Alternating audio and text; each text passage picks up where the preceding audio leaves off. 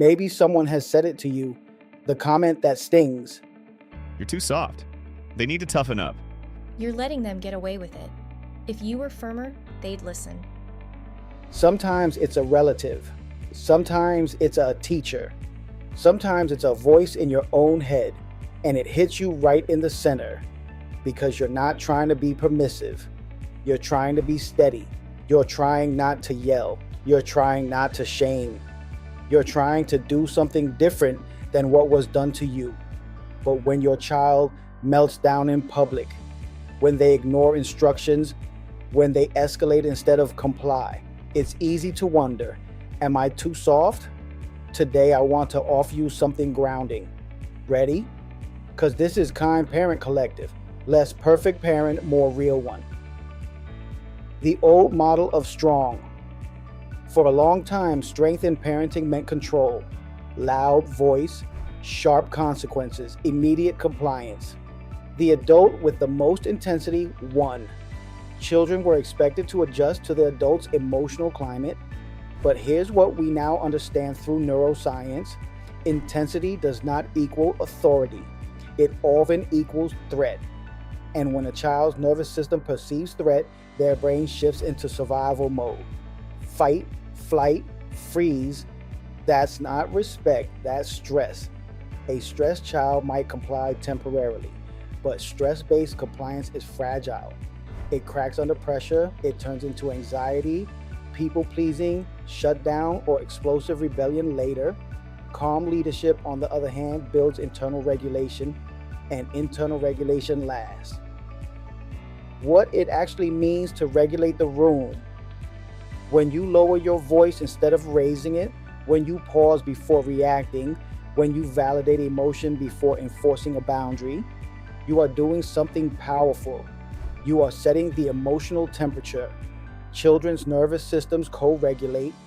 They borrow stability from the most regulated person in the space. When your child is dysregulated and you stay steady, you are signaling this is survivable. You're safe. I can handle this.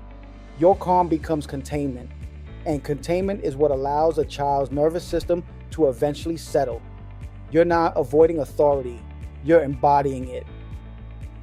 Why calm looks weak to some people. Calm doesn't always look dramatic. It doesn't command attention. It doesn't intimidate. And because it's not loud, some people mistake it for passivity. But calm leadership is not the absence of boundaries. It's the absence of emotional volatility. You can say, I won't let you hit. It's time to leave. The answer is no. Without yelling, without humiliation, without escalating the room. If someone only recognizes power when it's allowed, they may not understand what you're doing. But your child's nervous system does, and that's what matters. The difference between soft and safe. Let's make something clear.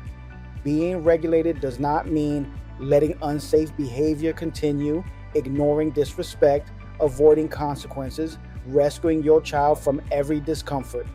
That's permissiveness. Regulation is different.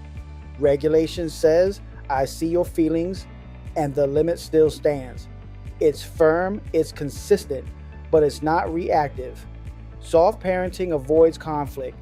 Regulated parenting tolerates conflict without losing control. That distinction changes everything. The long-term goal. If the goal of parenting is immediate obedience, intensity works. If the goal is emotional resilience, self-regulation, and internalized boundaries, calm works better.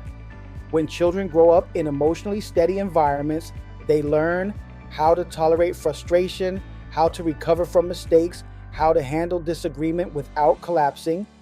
They internalize your regulation. Over time, they don't need you to regulate the room. They start regulating themselves. And that doesn't happen through fear. It happens through modeling. Especially for neurodivergent kids. If you are parenting an autistic child, an ADHD child, or a highly sensitive child, your regulation matters even more.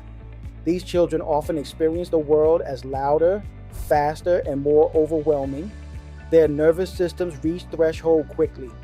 If you add intensity on top of that, escalation multiplies. But when you stay grounded, you become an anchor. You reduce sensory threat. You reduce unpredictability. You create a consistent emotional baseline. That's not weakness, that's nervous system scaffolding. And neurodivergent children thrive with scaffolding.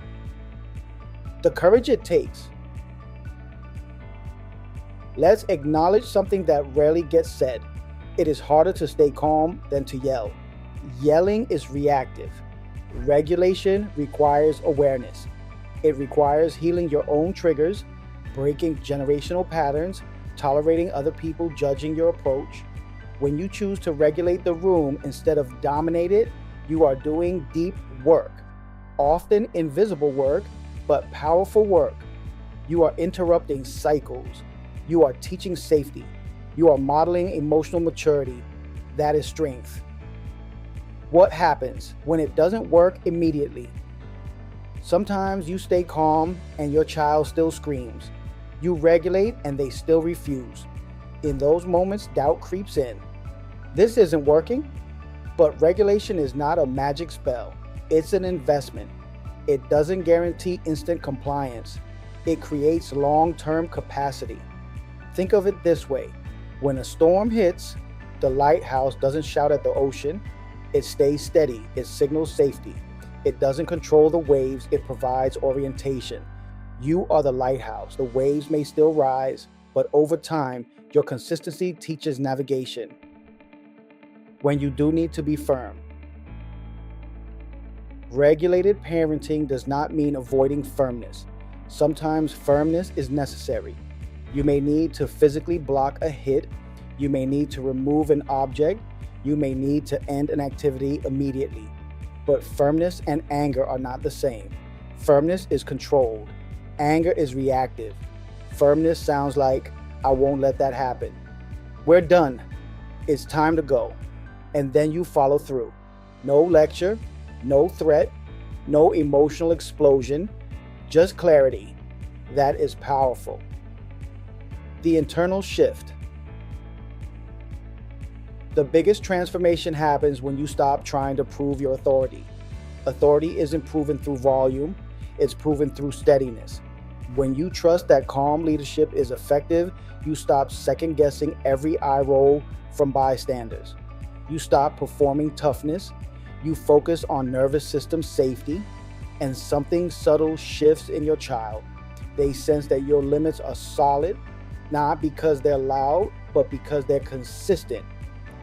If someone has ever told you you're too soft, pause before absorbing that label. Ask yourself, am I avoiding boundaries, or am I delivering them without fear? Am I rescuing or am I regulating? Because there is a difference. Regulating the room is strength under control. Kind parenting is not about eliminating authority, it's about embodying it calmly. That is leadership, and leadership doesn't have to shout. And if today was rough, you still did enough. Catch you on the next one.